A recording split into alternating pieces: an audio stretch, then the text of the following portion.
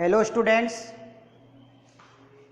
कल की जो हमारी वीडियो थी उसमें हम प्लांट फिजियोलॉजी के अंतर्गत जो खनिज लवणों का जो अवशोषण पढ़ रहे थे, उसमें खनिज लवणों के अवशोषण में जो सक्रिय अवशोषण था उसकी विधियों को पढ़ रहे थे। एक बार फिर से मैं यहाँ पर तीनों विधियों के यहाँ पर नाम लिख रहा हूँ। सक्रिय जो अवशोषण होता है उसकी तीन विधियां हैं। पहली है संकुचनशील प्रोटीन, संकुचनशील प्रोटीन वाहक संकल्पना। दूसरी जो है आपकी वो है साइटोक्रोम पंप, साइटोक्रोम पंप। और तीसरी जो है आपकी वो है वैद्युत रासायनिक प्रवणता। इन खनिज लवणों के अवशोषण में सबसे जो मोस्ट विधि है, बोर्ड क्लास के अगर सिलेबस के अकॉर्डिंग देखा जाए तो सबसे जो मोस्ट विधि है वो है संकुचनशील प्रोटीन वाहक संकल्पना।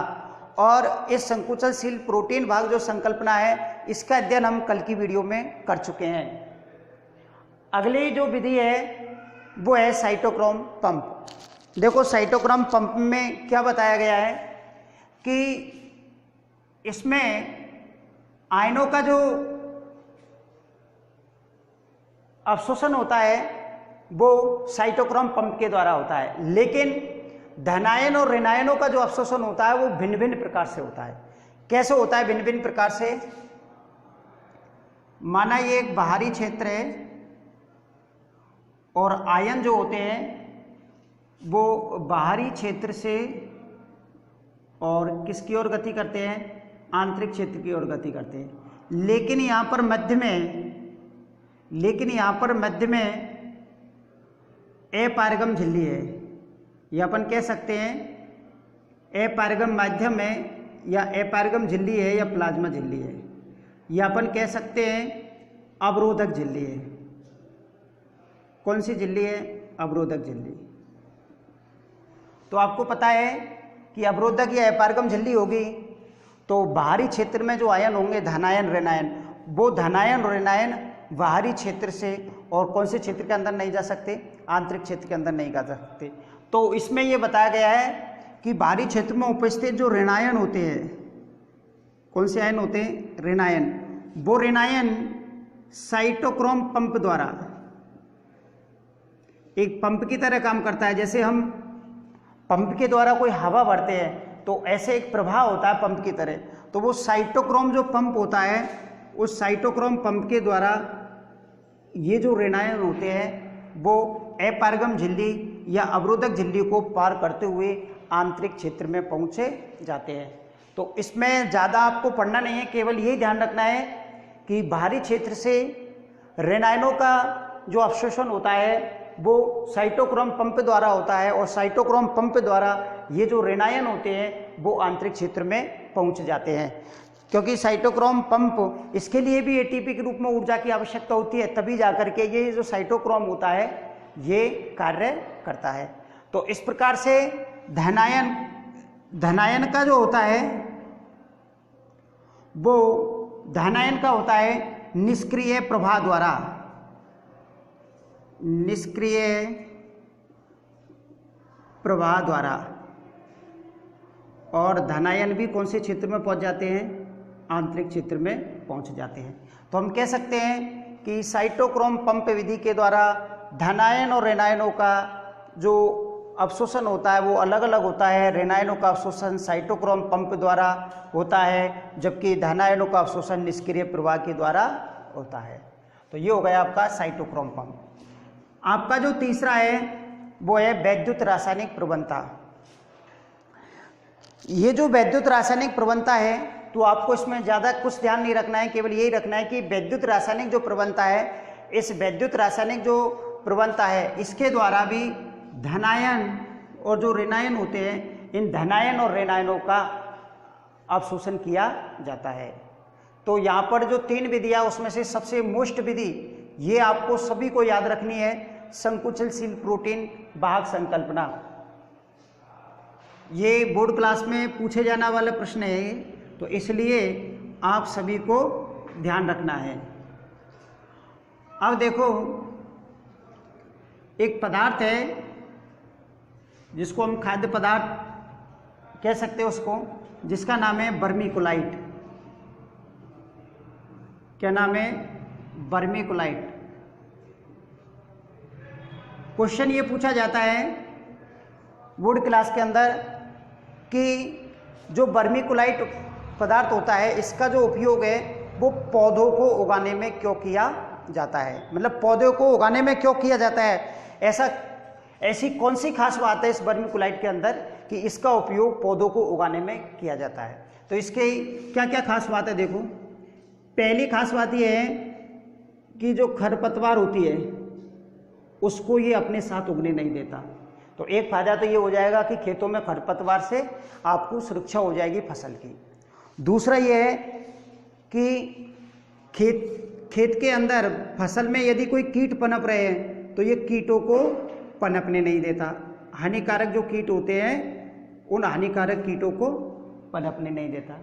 ना तो खरपतवार को उगने देता है, ठीक है, ना हानिकारक कीटों को पनपने देता है।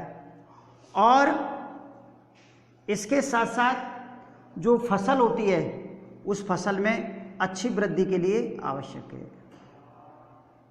अच्छी वृद्धि के लिए क्या है? आवश्यक है, क्योंकि फसल में अच्छी वृद्धि हो तो उसके लिए ये बहुत आवश्यक है वर्मीकुलाइट।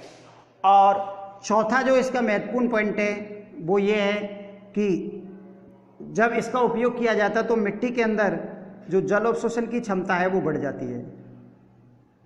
जल अवशोषण की जो क्षमता है वो क्या हो जाती है? बढ़ जाती है।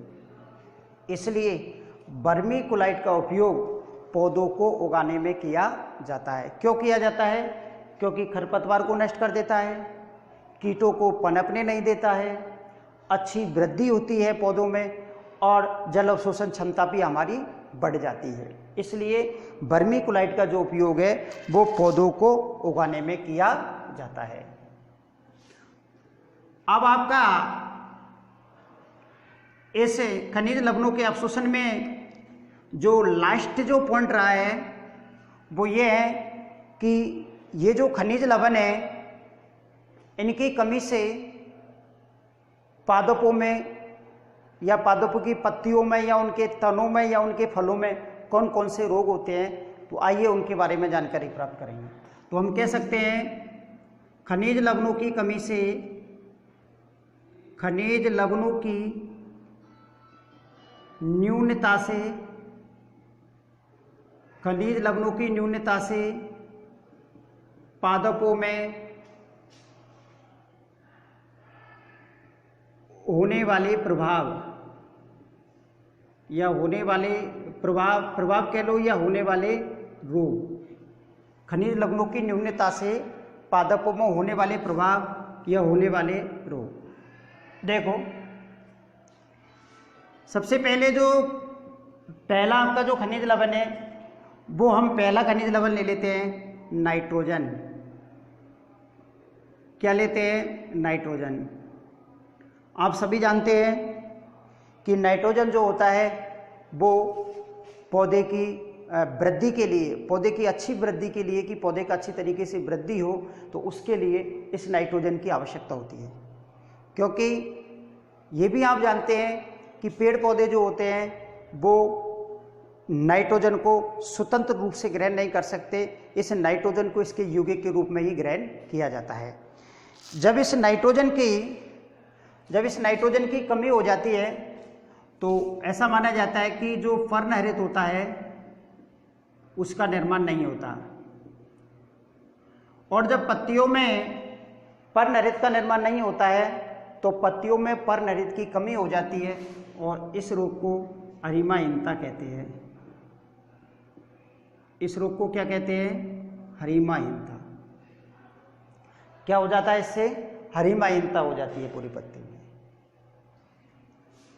दूसरा अगर देखा जाए तो दूसरा है वो है आपका मैग्नीशियम।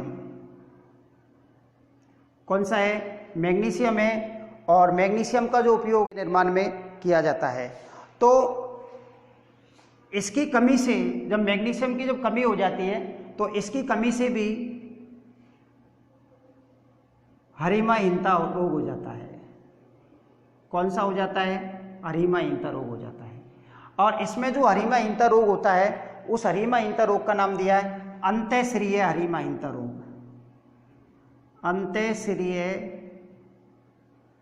अंतःशिरीय हरिमाहीनता रोग, ये पत्तियों में होता है। अंतःशिरीय मतलब सिराओं के अंदर जो पर्णहरित होता है वो नहीं पाया जाता, तो अंतःशिरीय हरिमाहीनता रोग हो जाता है।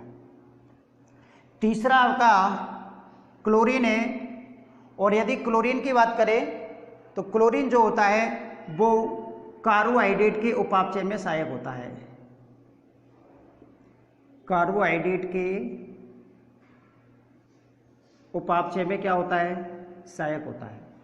कार्बोहाइड्रेट के उपापचय में सहायक होता है। और इसकी जब कमी होती है तो इसकी कमी से चित्तकबरी हरिमाहीनता रोग हो जाता है।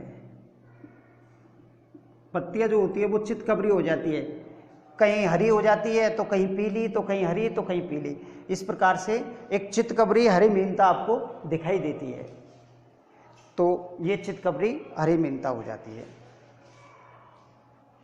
यदि चौथा देखा जाए तो वो है हमारा पी बोले तो फास्फोरस। और आपको पता है कि फास्फोरस का जो उपयोग किया जाता है वो एटीपी निर्माण में किया जाता है, एडिनो ट्राईफास्फेट। तो एटीपी, तो हम कह सकते हैं इसका उपयोग एटीपी निर्माण में किया जाता है। किसका? फास्फोरस का।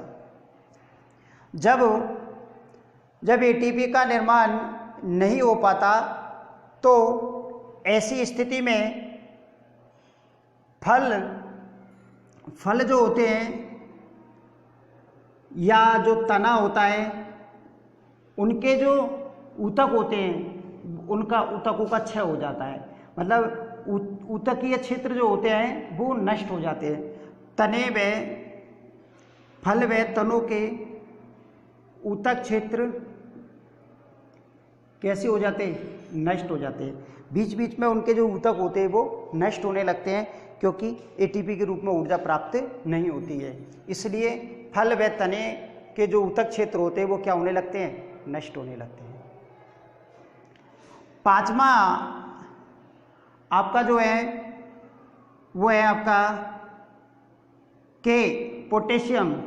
नाम से स्पष्ट हो रहा है पोटेशियम। आपने एक सिद्धांत पढ़ा था, सक्रिय पोटेशियम आयन सिद्धांत, स्थानांतरण, सक्रिय पोटेशियम स्थानांतरण आयन सिद्धांत। ये आपने पढ़ा था रंध्रों के खुलने और बंद होने की विधि में।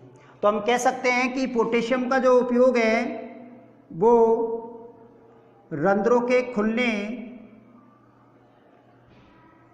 या बंद होने में सहायक होता है। पोटेशियम रंध्रों के खुलने या बंद होने में सहायक होता है। और इसकी कमी से जो पादपों में जो रोग प्रतिरोधक क्षमता होती है, रोग प्रतिरोधक क्षमता, वो रोग प्रतिरोधक क्षमता कैसी हो जाती है? कम हो जाती है। पोटेशियम रंध्रों के खुलने व बंद होने में सहायक होता है और इसकी कमी से पादपों में रोग प्रतिरोधक क्षमता कम हो जाती है। कौन सी क्षमता कम हो जाती है? रोग प्रतिरोधक क्षमता। अगला यदि देखा जाए तो अगला आपका आता है एफी, लोहा। लोहा जो होता है वो श्वसन की जो प्रक्रिया होती है उसमें, श्वसन की प्रक्रिया में महत्वपूर्ण भूमिका निभाता है। इसके अलावा ये जो आयरन होता है, आगे चल कर के हम एक सिस्टम पढ़ेंगे ETS, इलेक्ट्रॉन ट्रांसपोर्ट सिस्टम। तो इलेक्ट्रॉन ट्रांसपोर्ट सिस्टम जो होता है उस इलेक्ट्रॉन ट्रांसपोर्ट सिस्टम में भी लोहे का उपयोग किया जाता है। तो जब इस लोहे खनिज तत्व की जब कमी हो जाती है, जब इस लोहे खनिज तत्व की कमी हो जाती है तो हमारी जो श्वसन प्रक्रिया होती है वो श्वसन अनियमित हो जाता है। श्वसन कैसा हो जाता है? अनियमित। और जब श्वसन अनियमित हो जाता है तो हम कह सकते हैं कि हमारी जो वृद्धि होती है वो वृद्धि कैसी होने लगती है? मंद होने लगती है। वृद्धि कैसी होने लगती है? मंद। तो Fe आयरन श्वसन ETS में सहायक होता है, इसका उपयोग किया जाता है और इससे श्वसन अनियमित होने लगता है, जिससे हमारी वृद्धि मंद होने लगती है। कैसी होने लगती है? मंद होने लगती है। इसके बाद देखा जाए तो बोरॉन की बात करें तो बोरॉन जो होता है वो पराग कणों के अंकुरन में सहायक होता है।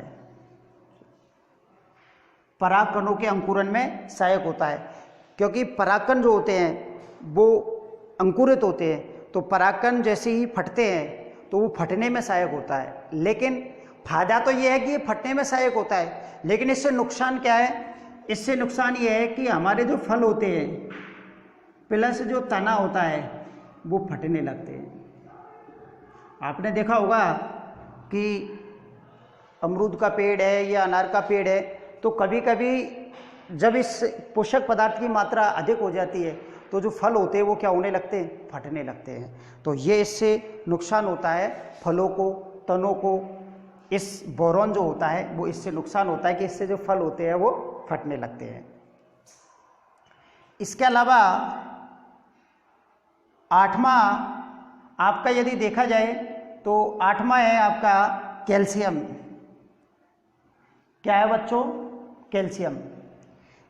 इसका जो उपयोग है, जो कोशिका भित्ति होती है उस कोशिका भित्ति की जो मध्य पटलिका होती है, कोशिका भित्ति की मध्य पटलिका, उस कोशिका भित्ति की मध्य पटलिका का जो निर्माण होता है वो किसके द्वारा होता है? कैल्शियम के द्वारा होता है। किसके द्वारा होता है? कैल्शियम के द्वारा होता है। और इसके द्वारा पत्तियों में एक रोग होता है जिसका नाम है अंकुरित शीर्ष। कौन सा रोग है? अंकुरित शीर्ष। कौन सा रोग होता है? अंकुरित शीर्ष रोग होता है। और इस रोग में जो पत्तियों का पत्तियां मुड़ जाती है, उनका जो शीर्ष भाग है वो ऐसे झुक जाता है। पत्तियों का जो शीर्ष भाग है वो क्या हो जाता है? झुक जाता है। तो इस रोग को बोलते हैं अंकुरित शीर्ष रोग। और ये जो रोग है ये मोस्ट रोग है, बोर्ड क्लास की ओर से देखा जाए तो इम्पोर्टेंट रोग है। पत्तियों का शीर्ष नीचे की ओर झुक जाता है, इसको बोलते हैं अंकुरित शीर्ष रोग, जो किसकी कमी से होता है? कैल्शियम की कमी से होता है। नामा आपका जो है वो है आपका जिंक। कौन सा है आपका? जिंक है। और जिंक जो होता है ये ऑक्सिन हार्मोन के निर्माण में सहायक होता है। ऑक्सिन के एक हार्मोन से हम पढ़ेंगे आगे हार्मोन्स, तो ऑक्सिन हार्मोन्स का जो निर्माण होता है उस ऑक्सिन हार्मोन्स के निर्माण में सहायक होता है। इसकी कमी से एक महत्वपूर्ण रोग होता है, उस रोग का नाम है लघुपर्ण। कौन सा रोग है? लघुपर्ण रोग है। अर्थात जो पत्तियां होती है वो इसकी कमी से पीली पड़ जाती है और रोग कौन सा होता है? लघुपर्ण रोग। ये जो रोग है ये भी सबसे महत्व। अब यहाँ पर जिंक के बाद जो अगला जो हमारा खनिज पोषक तत्व आता है वो है कॉपर। कॉपर जो होता है तांबा, वो प्रकाश संश्लेषण की जो प्रक्रिया होती है उस प्रकाश संश्लेषण की प्रक्रिया में सहायक होता है। और जब इस तांबे की कमी हो जाती है तो इसकी कमी से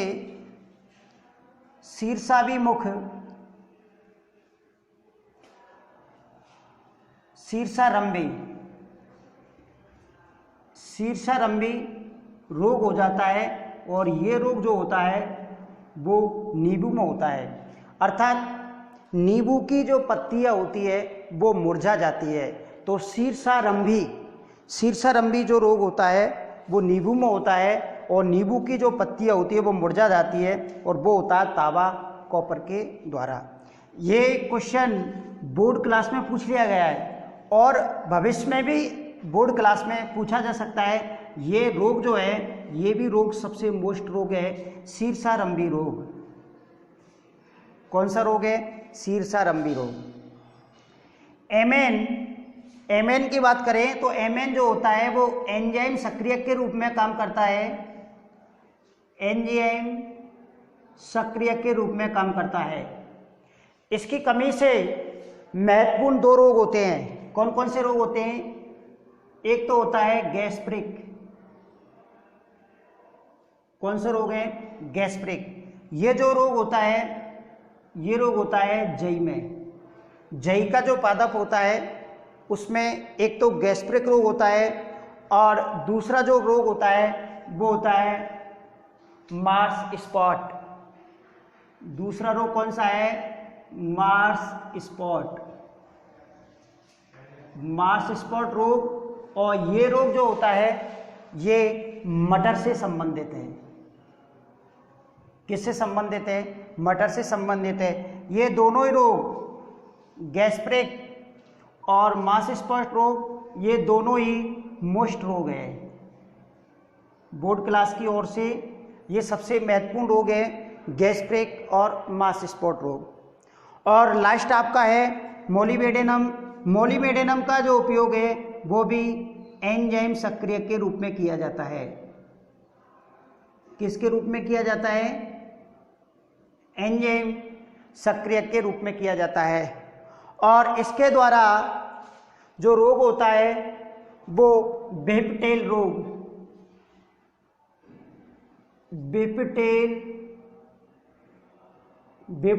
होता है। और ये जो रोग होता है वो फूल गोभी से संबंधित रोग है। किससे संबंधित रोग है? फूल गोभी से। तो बेप्टेल रोग, ये रोग भी बहुत ही इंपॉर्टेंट रोग है। बेप्टेल रोग, गैस्ट्रिक, मार्स स्पॉट रोग, शीर्षारंभी रोग, लघुपर्ण रोग, अंकुरित रोग। अभी तक बोर्ड क्लास में लघुपर्ण रोग भी पूछ लिया गया है, शीर्षारंभी रोग भी पूछ लिया गया है। दोनों बोर्ड क्लास में पूछ लिए गए हैं। बोर्ड क्लास की दृष्टि से ये जो रोग है ये बहुत ही महत्वपूर्ण रोग है, इसलिए इन रोगों को आप अच्छी तरीके से याद कर लेना। ज़्यादातर अगर इस सारणी में से देखा जाए तो ज़्यादातर इन खनिज लवणों की न्यूनता या कमी से होने वाले रोगों को ही पूछा जाता है। 1 नंबर का क्वेश्चन आता है बोर्ड क्लास में जो इन रोगों से संबंधित ही पूछा जाता है। तो ये आपका जो खनिज लवणों का जो अवशोषण था, ये चैप्टर आपका फिनिश हो गया है, समाप्त हो चुका है।